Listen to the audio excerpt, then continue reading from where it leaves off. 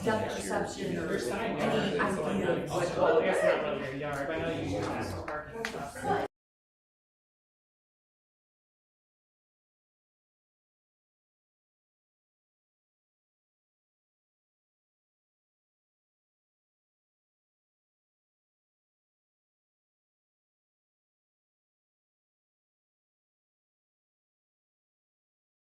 Order the Village Council regular meeting Tuesday, September 9, 2025 at 7 p.m. If we could please stand for the Pledge of Allegiance. I pledge allegiance to the flag of the United States of America and to the republic for which it stands, one nation, under God, indivisible, with liberty and justice for all. Thank you. Madam Clerk, could you call the roll, please? Cook. Here. Ross. Here. Kemp. Sims. Nicosia. Here. Knapp. Here. Thank you. Is there a motion to approve the agenda? So moved. Second. Okay, motion by Ross, seconded by Knack. All those in favor say aye. Aye. Aye. Any nay? Motion carries. And presentations this evening, we have none. Public hearings are none, so we'll move to call to public. So if anyone would like to speak under public comment, please feel free to approach the podium. And if you don't mind providing your name and address, that would be wonderful.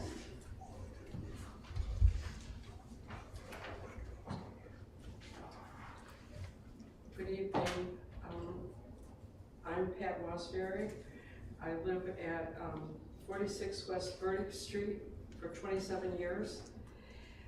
2 or 3 years ago, the Village Council passed an ordinance allowing cable companies to install 4-foot by 4-foot box on the front lawn of any village home if the home frontage is 24 feet or more. It requires the box to be 10 feet away from any driveway. 2 weeks ago, the village allowed AT&T to put a 4-foot by 4-foot box on my front lawn. Again, they did this 10 or 11 years ago. Same spot, same size, and the village made them take it out as it does not reflect the image to passers-by that is very attractive for the village. Putting this box on my front lawn sets a precedent for every homeowner in the village with this new ordinance. This is not acceptable. Cable companies want to put these boxes in the least costly spot. Where a cable or utility box is placed is the cable company's problem, not the village's. There are acceptable spots more costly to the AT&T, but more compatible with the village image, as in the funeral home parking lot across the street from my house, or the parking lot of the Parlian Trail across the street from my house, or the village offices a block down the street. So a 4 by 4 foot box is on my front lawn, and it is an ugly distraction. There are 18-inch by 18-inch, not even close to 4 feet, boxes in Oxford Lakes homes' front lawns, which people purchase their home with the 18-inch by 18-inch box already there, which are easily concealed with landscaping. A 4 by 4 foot box is huge. I have to look at this big box, and people in cars passing by have to look at it also, distracting from the beauty of the village, my house, and my landscaping. And as it ages, it will get even uglier with algae and whatever, fade and everything. And this could happen to you if you have a house in the village. Village Council, please fix and or amend this open door ordinance. We do not need more boxes like this on any more village front lawns.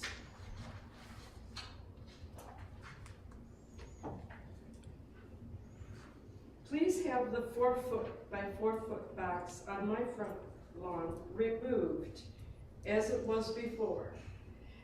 to send a message to the cable companies. This door has been opened. Please close it. The village made them move it 10 years ago, and you can make them move it again. Please fix or amend this ordinance. Please take care of all the village homeowners. Remove mine and prevent others, please. Thank you. Thank you for your comments. I'll work with the village manager and I'll get back to you.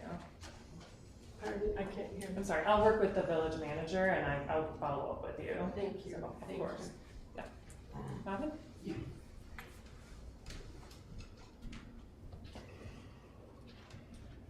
Hi, I'm Robin DiMaglio. I live at 48 West Burdick. I'm Pat's neighbor.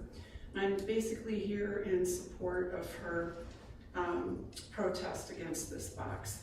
It is big, it is ugly, it does detract from her property, which really, if anyone is familiar with Oxford, she takes pristine care of her lawn.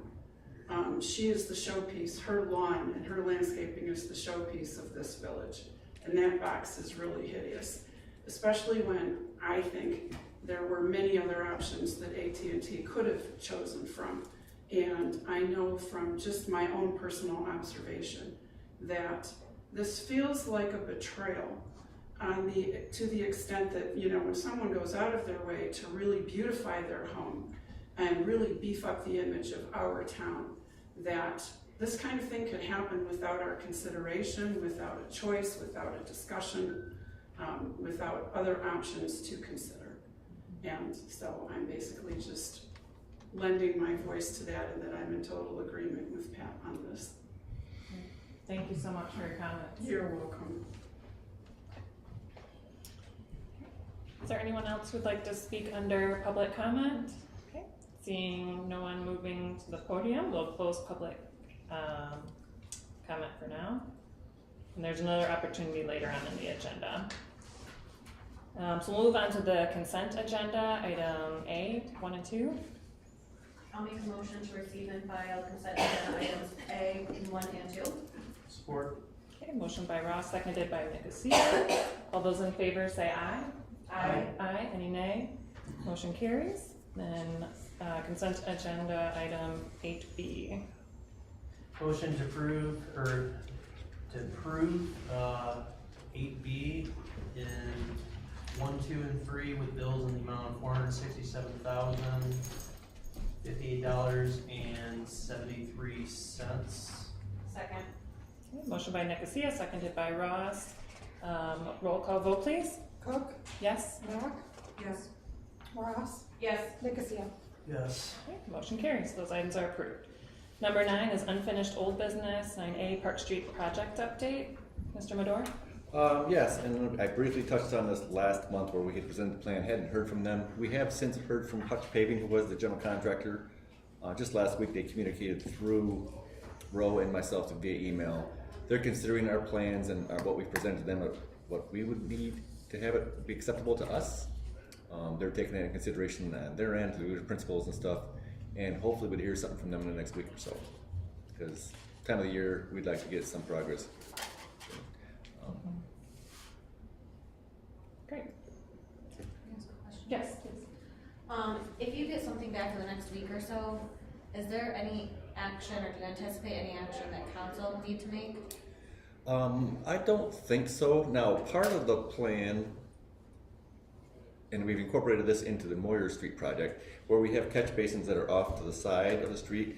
We didn't have concrete spillways going to them, and so we're like, if we're gonna come back and redo these and reset some of those, we're gonna add some concrete spillways to them to keep less dirt and debris out of them.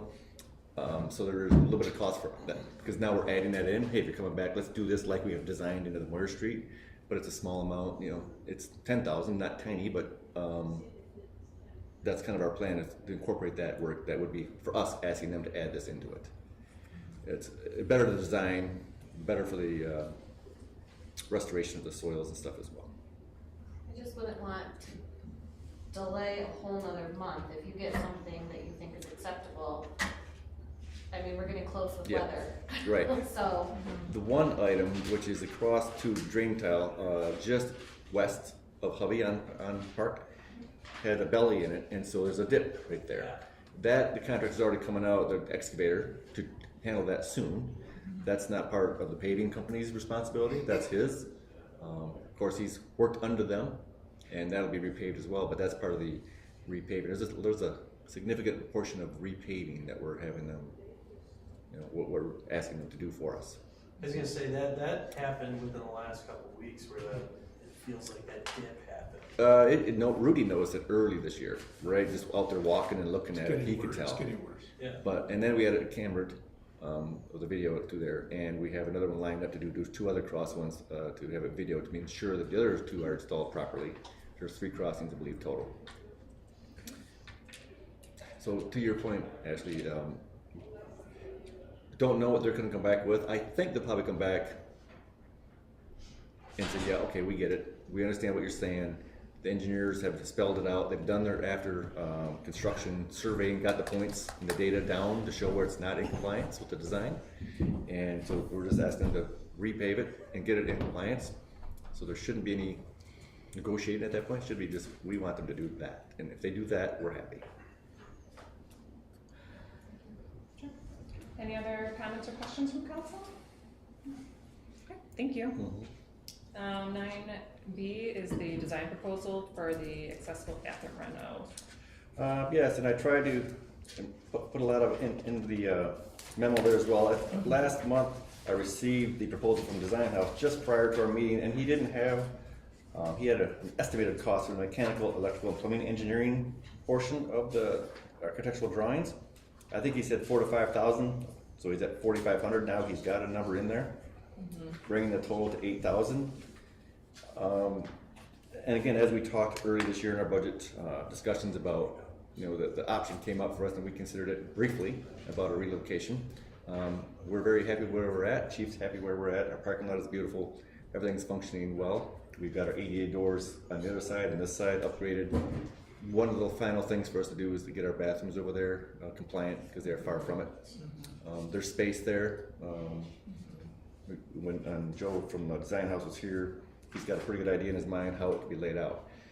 This would fall under the removal of architectural barriers under the CDBG program, and that's changing, and Vicki can speak to that a little bit more.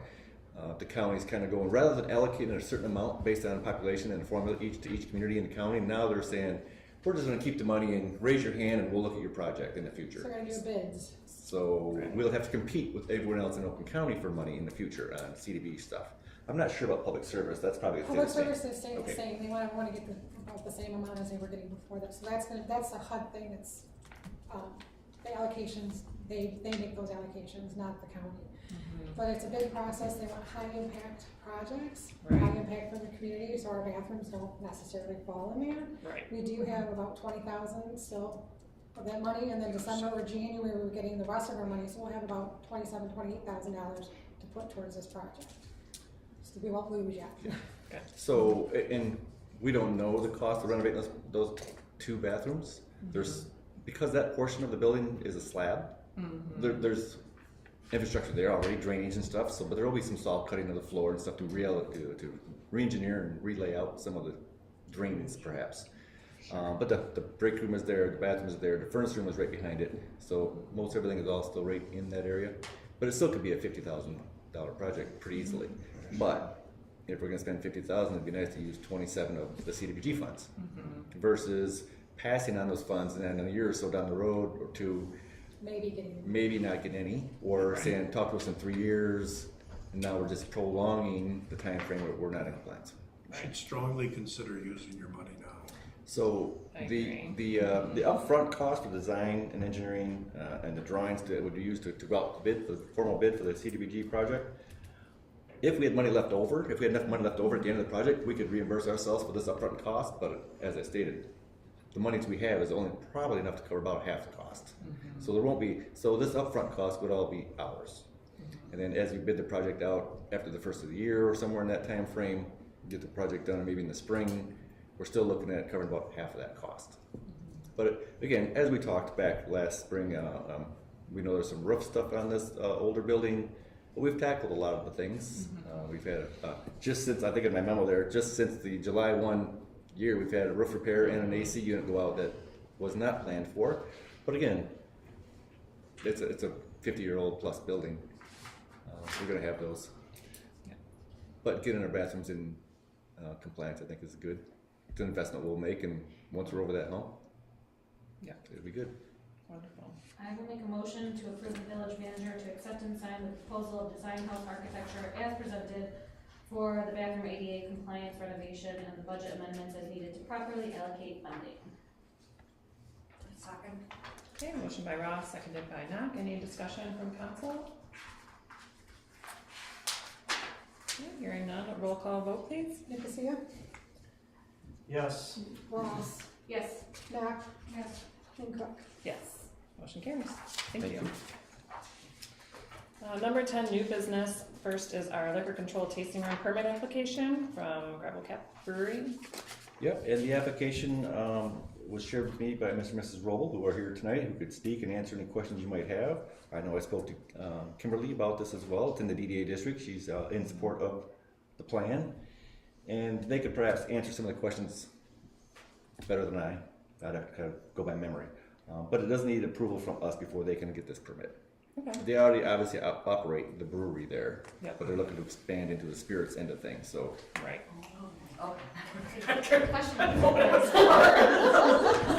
Did they bring any samples? That's in the post meeting over at Grab. Yeah. Sounds wonderful.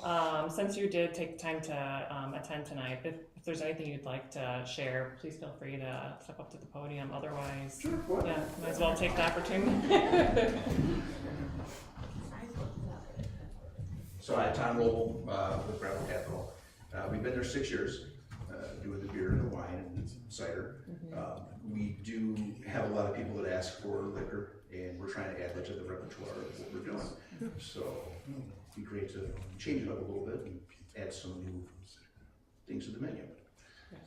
Yeah, wouldn't change anything we're doing as far as operations go. So. Wonderful. Any questions from Any council? questions? Not temporary, indefinite, correct? It for as long, I guess you were looking for this to be a long-term? Yeah. Yes. Yes. How is it tasting room compared to normal operations?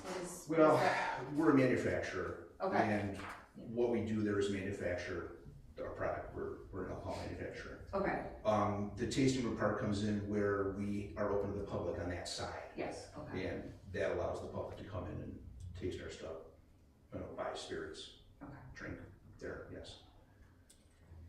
I will make a motion to approve on-premises tasting room permit for Gravel Cap Brewery. Support. Okay, motion by Ross, seconded by Nicosia. Any further discussion? Questions? No? Well, thank you for attending tonight. We appreciate it. Thank We look forward to the success of your additional operations. So, Thank you. Great, thank you. Thank you. a roll call vote, please. Nicosia, Yes. Ross, Yes. Cook, Yes. Knapp. Yes. Motion carries. That is approved. Next is 10B, the special event application for our Scarecrow Festival. Yes, so the application is in hand. Chief Sowell and Rudy Reyes, our deputy superintendent, are well versed. The fire department as well, they've seen the application. Fire Marshal BJ said he has no issues with it. It's kind of, as you know, it's a repeat event. They changed it up, I think, starting last year with the closure, East and West Burdick. But I know Chief's already started putting those applications into MDOT to ensure those are in place for those closures, those permits. I believe that was approved today.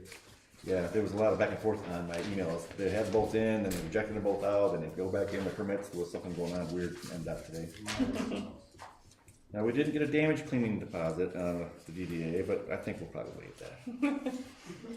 You know where to find me. We'll give you a bag of stick. Yeah. Is there anything you want to add, Kimberly?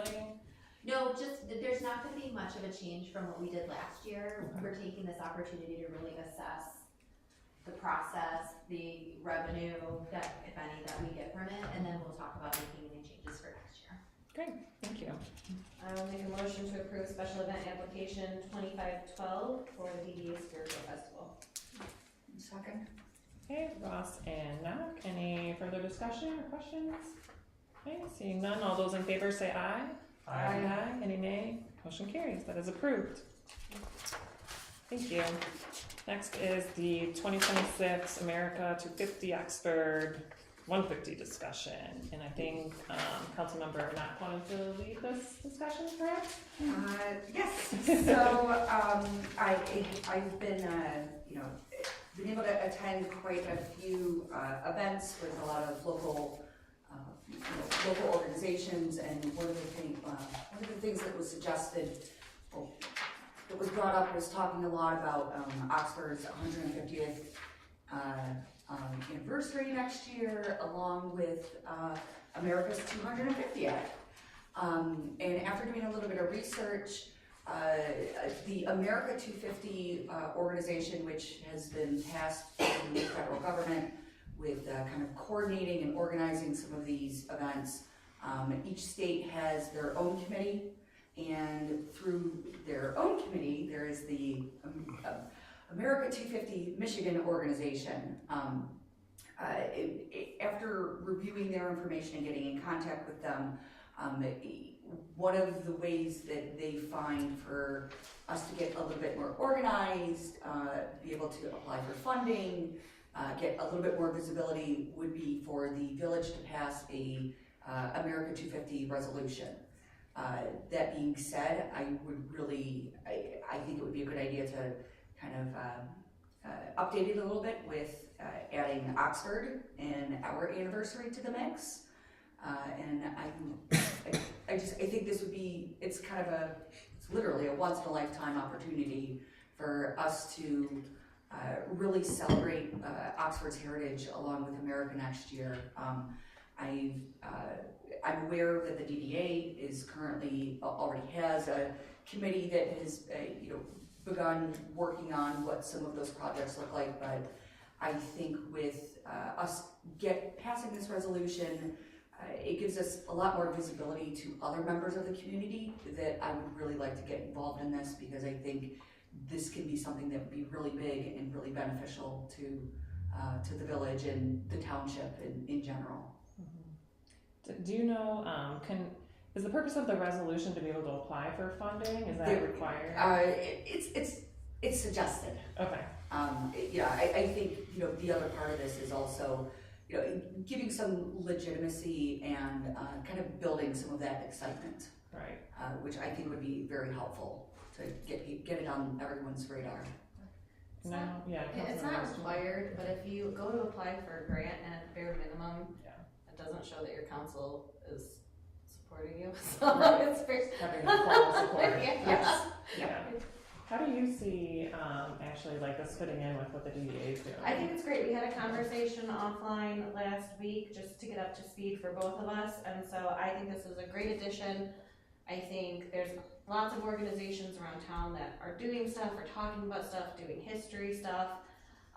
Through the DDA, we were able to formalize it with the village and use those funds, and so to be able to participate and piggyback on some of the regular events that we do next year, like the time capsule opening, I see that being a part of something that we're already doing, so a way to formalize it. I have not had the opportunity to explore funding because we hadn't finalized a lot of our stuff outside of the Lone Ranger funds. So this will make life, I think, easier when we get into those next steps if we want to apply for funding. I also think many hands make light work instead of, replicating,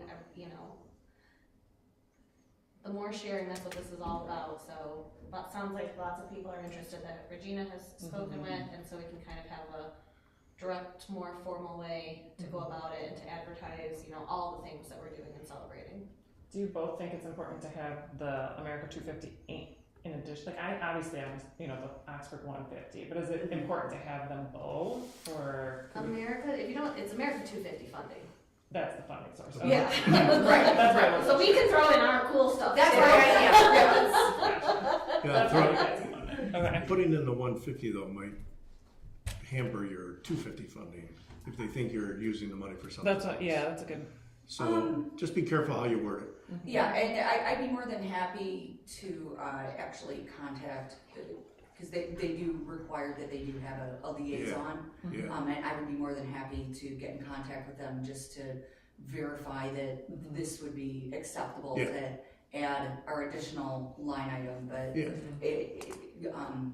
definitely one of the things that makes this nice is that because, a lot of the themes that the America 250 group wants their organizations and wants all of their affiliates to be involved in, I think it correlates directly to exactly what Oxford is all about. So Great. I think we'll be all right. But thank you for the Yeah, comment. just maybe look at your wording a little Yes. bit. Just, you can use words like it happens to coincide with Yes, yes. Oxford's 150. Right. I'll send it to you for approval. No, just review. Just review. Just review. Do we know, like, what's the date? I mean, is it like a year-long thing? You kind of do what you want when you want, or is it... It's limited. They even Okay. say, for it to be a kind of a limited duration organization. Yeah. So Well, there's a lot happening on July 4th itself next Yeah, year. right, yeah, Yeah. it seems like that's A the lot. time capsule date, right? Well, Yeah. that's something I would love to discuss too. We haven't had a home and history meeting since then. It says open July 4th. Yeah. I don't think that's necessarily a bad idea, but I also would really like it to be attended. Right. I don't know, knowing our community and, what everyone's doing, Mm-hmm. I plan Busy on day. being on the lake. Busy day. Yeah. So many folks are too, or at their vacation properties, so I don't know if that's, Because it's going to be the Saturday next year, isn't it? Probably. It was a Friday this year, Mhm. July 4th, I assume it's a Saturday. Yeah, true. I don't think it's a leap year. But my recommendation would be to do it at concerts in the park that week. Mhm. So that's kind of what we've slowly kicked around, I just think, and maybe it's not even that week because that's a Thursday, so people are gonna be gone. Yeah, we didn't do it this year. We have in the past off and on. We just don't get a ton of Saturday. attendance that So week. maybe the week after. I don't know, but I think that's the date that's on there, and it's hard to kind of go against what people really want us to do, but it is written in stone. but I look at it as how do we make a lot of this part of a bigger it's bigger than just the opening. So I think that it's going to take a lot of coordination, a lot of hands, but I think it would be. Regina is joining the Home and History Committee. Perfect. So. That's great. That works out wonderfully. Yeah. Okay, so are we thinking then next council meeting you can have a proposed resolution? Is that like the timing you're looking for? That's what I would like to do, Okay. sooner rather than later. Our next, the Home and History Committee will meet the 22nd of this month, and so I assume we'll have a draft at that point and then be able to kick something back for a resolution for our next meeting here. Great. So you want it on Should- put it on the agenda? Yes, please. Okay. And she had given me a draft of one from the America 250 Yes. resolution I Yeah. It had. needs a little. I didn't want it on there because I didn't want to presume that you were there to approve it tonight. I mean, Right. But by all means, I have a copy of it right here even, but I could share it. It needs some. Yeah, okay, wonderful. Anything else or further? That sounds great. It's a great idea. Thank you. Wonderful. Well, thank you so much. Next, 11 is items removed from the consent agenda, which we have none. 12 is the second opportunity for public comment. So if anyone would like to speak under public comment, please approach the podium. Okay, seeing none, we'll move to committee reports. Noda? Is that Ashley? Yes, okay, so our last meeting, we are expecting an updated intergovernmental agreement. I haven't, I got it today. you guys, okay, Yep. I got it today. cool. No, I mean, I just got it today. I literally just got it. Okay. Sometime this so- afternoon, it came over and they're going to discuss it this meeting and the following month. I didn't get it. Well, I haven't seen it, but I'm glad you two have it, because that's where it needs to be. So, that is forthcoming. I know they are really aiming to have an approval by the next Yeah. NODA meeting, so it's kind of a big push right now. We've presented comments already and had discussion for months, so I'm hoping this is pretty straightforward. Did you get the red line version? Lots of discussion on the trolley. DDA is taking that up at their next meeting. And outside of that, I think it's pretty status quo. Things are moving forward well. Thank you. Planning Commission, no? Was that your first Planning Commission meeting? Yes, it was. Long story short, we approved the special use sign application. So the sign's already up and it's Bigby. big Oh, for Bigby. Bigby. Yes, Nice. we had, Okay. at, was it 151. Gotcha. So that's all that we have. Great, thank you. Cable Commission, and that's, Yeah, I apologize for not getting into your thing, 'cause I even texted Mo that Wednesday morning, and she got it to me that day. Yep. And then I just left it in my email. Yep, no worries. So, yep, we have a written report from Maureen Helmuth on that. Looks like, business as usual for the most part. Yep. The DDA, Jacob? So have some projects going on, obviously. There's some of the heaving, I think, was approved last month on the sidewalks, so that was added. Projects are moving along, but I don't know if you have any additional updates. Right now, we're also discussing the renovations to the gazebo as well too. Yeah, sure, if you'd like to. And I feel like Joe could probably speak to this, but since I'm here. So we have a tentative start date of October 6th for the sidewalk project. That's based on making sure that all of the paperwork is in order and submitted in a timely fashion with a projected end date middle of November. The gazebo, they are working to try and redesign the railings because the cost came in so high with the current materials. So they are working, they should be getting that within the next couple days, and then they will have a final quote for our DDA meeting next week. And then they should be able to move forward with that shortly thereafter. There's been a lot of discussion on the trolley as well too.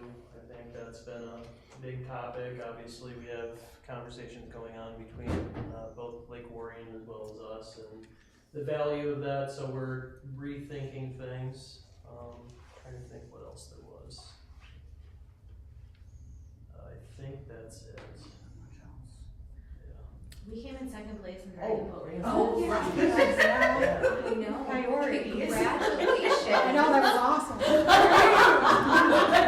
I mean, I think most of the council was there. Very exciting. Yeah. Very exciting. I wasn't, so I was glad to hear it. You were invited. We're talking about doing That a was boat, why just we an didn't get Oxford first, boat next Joe. year, so we all need to be there. It was Yes. fun, it was a lot of fun, I can't wait for next year again. Great, that sounds awesome. I have one thing to add. So, the Oxford Meadows, the 32-unit condos on the south side behind the car wash. Yes. Remember that was approved at the conditional zoning. We talked about it here briefly. They presented to us about the Brownfield TIF plan. Right. I got up and spoke and gave a heads up to the DDA last month that for them to expect something at the September meeting, which is next week. Their attorney sent over some drafts of the resolutions and things they needed to do. So hopefully he's going to continue to get that stuff to Kimberly this week for their agenda next week for them to have it consideration. It sounds pretty straightforward that they can kind of basically step aside if they approve it to let this go forward and take the capture on for that 15 years, and then when it goes away, they'll be back in doing the capture. I'm going to be out of state and gone next week. I won't be at the meeting, but I think their attorney Jared or perhaps a couple others might be here at that meeting. I suggested that they would be, should be. The lawyer said he was going. Yeah, so hopefully that gets through next week, and if it does, then it will come to us at the October meeting Okay, for one other aspect for us to have. great, thank you. And so I think the thought is that the tax capture currently isn't much, so Right. it wouldn't hurt us to. Well, the development will increase it, and it'll be good for everybody. It's a pretty extensive plan that he shared with us, and I did share that with Kimberly and the chair, Pete Scholes, a day or two after the meeting last month, and they have laid out what the proposed capture, what the revenues and stuff would be. So, Does it have dates? yeah, I think it had some dates in it.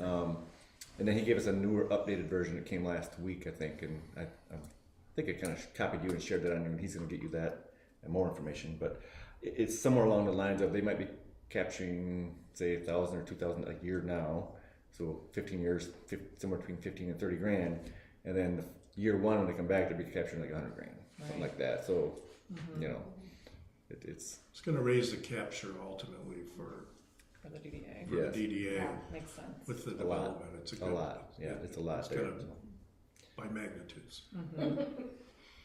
Great. 15 years isn't all that long. Not anymore. Not anymore. Any other updates on the DDA? I think great. Thanks. Pollyant Trail, I think is Allison, but sometimes Yep, it's you. yep. I went down to Orion last week, and I was a little late because for some reason I was thinking the meeting was here, so my commute to Orion Township was a little longer than I had planned. But a couple of things that they went over. They're looking at a committee has some projects they're doing, kind of a subcommittee. But they also approved someone can apply for and get like an ADA permit to drive like a golf cart if they've had surgery or things like that. And they did approve a couple of folks with that last month. And it's kind of a double-edged sword because, you know, the concerns from the trail manager is now this person gets approved to use their golf cart on the trail, and next thing you know, they're and their grandkids and everybody else is out there riding on it. And then of course the e-bike thing came up. They did approve that to some degree, like a class A or class B, whatever it was. The ones you must pedal as well. So it's a touchy subject, but their policy right now for those who apply for the ADA permit, whether it's Amigo or something like that, but this particular permit included, I'm not sure if it's electric or gas, golf cart. Over, it was a couple, man and woman, husband and wife, I think both, that had surgery, knee surgeries and stuff, and applied for it. But it's kind of open-ended. Once they get it, they get it. And it's not like, oh, I had knee surgery, I need it for 6 months. Sure is. Yeah. So, Okay. So watch out for golf carts when we're walking, is what I'm yes. hearing. And I think these were way out by Leonard, right near the village of Leonard, the folks. So, of course, with golf cart, now they can be over here in a hurry and go get ice cream. Yep. Now, would it just stay, is it just Leonard, or does it No, have the the Pollyant option? Trail. No, The Pollyant Trail, Yeah. wherever it goes, so that they are permitted now with their approval to use their approved device. Interesting. Anything else on that one? No. Okay.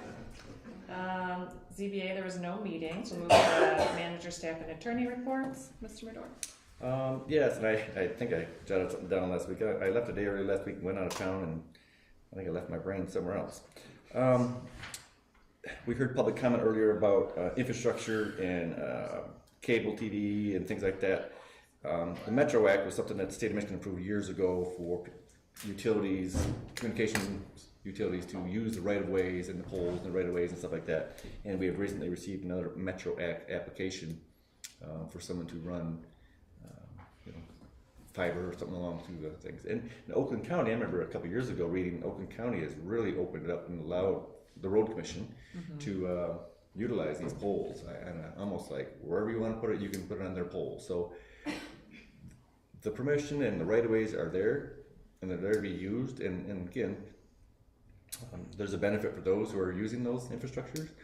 We have AT&T has applied for a permit to cover almost all of Oxford Lake to run fiber through the entire underground to Oxford Lakes. And when I mentioned it, I was so worried about it. I'm like, oh, these people are going to come and they're going to go be boring through all these yards, through everything but Oxford, stick for Lakes Edge Drive on that east end. Everything else, the whole side. And the right-of-way area actually is quite a bit beyond the sidewalk into these folks' front yards. It's like 8 feet beyond the sidewalk that this cables can be ran. And I was communicating with the one of the board members from the Oxford Lake Association about the paving project and stuff. I mentioned this, and he's like, "Oh, good, we're excited. We know that's coming. We're excited." I'm like, "That's good. It's not going to be a big shock to them because again, the right-of-ways are there and they're permitted for utilities. So that's not sure if that's going to happen yet this fall or not, but perhaps." Some of the things, and Rudy gave us a report. I know for a while that we didn't do our reports, and these are some of the things that the DPW does. There's a lot more, of course, that doesn't hit that. But when Rudy took over in the spring here, administratively, we're trying to bring some things up to date. well, it used to be called MSDS sheets, now they're SDS sheets. And a while back, I don't know, that may have been a former employee from NODA, turned them into OSHA, and they had a visit, and SDS sheets was one of the items that they dinged them with. And the SDS program now is you have to update your SDS sheets like every 30 days. And if you have a blue spray paint and you have a red one, you must have a different SDS for everyone. If you have an aerosol can that's rose and this one's violet, you have to have an SDS for each one. And Safety data sheet, right? yes, Yep. and it's just getting ridiculous. So he did a lot of research. We looked at a few different programs, like an online program where if our DPW workers get something at Ace Hardware, you can ask for a printed one there, but keeping printed binders all around is difficult. So this program we're doing now, I think it's like $1,900 a year, relatively cheap on nothing. You just hit this QR code. What's the company name? Because I just looked for the exact same thing. I have four of them. It's on my desk. 4 of them are on my desk, and they vary. Yeah. And they'll update it every 30 days. You just scan, you get a red Krylon paint, and you get a blue Krylon paint. You scan the QR code, Check and with you upload it. EHS, there's a company called Yeah. EHS. This is SDS Sheets Holdings or something like that. We have 4 of them that he had did some research on. We have pricing on anywhere from $1,900 to $5,000 a year. But they will update them every 30 days. So, and that's just one aspect of the silliness that's going on out in the world that we're having to deal with. The water plant security and things like that. Our water plant isn't online any of the operations, but of course the security and our we don't have cameras. We have alarms, and so we're looking at revamping everything there to include cameras in the well houses, in the water plant, on the outside of the buildings pointing towards the water plant, to include the access doors to the tower. And like anything else, you can buy a TV for $149. You can buy one for $849. You get what you pay for sometimes. And we're looking into this, and we're trying to make sure. Look at some of these systems like the jailhouses or courthouses and schools. They have a higher level of security. And Jacob, I'm sure you're very familiar with this stuff, like NDA, National Defense Authorization Act. Certain products out there are in compliance with that, as far as not being able to be hacked into and things like that. So we're looking into that, and Rudy's done a lot of legwork on that. We were going over that this morning. We'll probably be bringing something, to council next couple of months to try to, and we're gonna have some upfront costs, $15,000 perhaps to get cameras on, because right now if an alarm goes off, a call goes out, Rudy gets a phone call in the middle of the night, doesn't even know where it's going off. It could be the well house 5, could be the tower, could be the plant. We'll have a setup where it'll know exactly which one's going off, and there'll be a camera. He can look and see, there's a squirrel gets inside somehow to the vent and is in the well house running around. Not a big deal. So we're trying to get that updated. Let me know when you do. Okay. So, and then our DTE tree grant, I think I shared with you folks. Those went in, it went pretty well. We had to get them in by the end of the year, or end of August, so we squeaked it in the last week of August. The crew went out and did them. And they're continuing to go around the water them 3 times a week right now, too. So, some happy folks to get some trees back in their yards. Great. To drop in the bucket, but it was $2,000 from DTE, and if you figure up all of our labor and costs, we were about almost $8,000 into it ourselves by the time we do the trucks and the trucking and the loaders and the crew and installing the trees. But they're in, and they're gonna look great next spring when they bloom. Yeah. So, Are you going to talk about e-bikes, or is that Chief Sowell? I don't know anything about them. Okay. Chief Sowell, did you want to talk to us tonight about the e-bikes we have? Sure. Flying around the village? Literally. Have you read the state law on that now? No. The category of e-bikes. Chief, Just like a bicycle. Yeah, Chief probably knows. They treat it just like a bicycle, so they have the same rules as a bicycle does. So they can be on a sidewalk, they have to yield to pedestrians. They have to abide by the traffic laws if they're on the side of the roadway. Right now, Joe and I have been talking about this as far as, everybody gets confused with the electric versus a motor engine. Well, it's an engine, so it's something that's not self-propelled, so that's the confusion as far as being able to kick that on and be able to zoom down a sidewalk, which is, I think, is everybody's concern. So, but right now, the rule is that they're allowed to be but not in a fashion like some of those things that I've been hearing as far as going down the roadway, doing wheelies and things like that. That's reckless, so that's a no-brainer. That's something that if we obviously were to get any information on, then we would cite or take the vehicle. I just recently spoke with my officers, and our approach is going to be to try to find the source of where, and it's not just the e-bikes, it's mini bikes too. I see them in my subdivision too over here in First Street, and I know exactly where they're coming from. We've already identified like 3 or 4 different houses, and I've sent my guys over and said, hey, without saying a name, go over there and tell them we're going to take their toys. It's not that. And they just think, oh, it's just kids having fun. No, it's not kids. Kids are, all it takes is somebody back out of their driveway and they're going to, kill somebody. So we don't want that to happen. So we're going to educate, talk to the kids, talk to the parents. We're going to write the information down. If they don't comply, then that's where citations come in. And then after that, it's going to be impounding the vessels.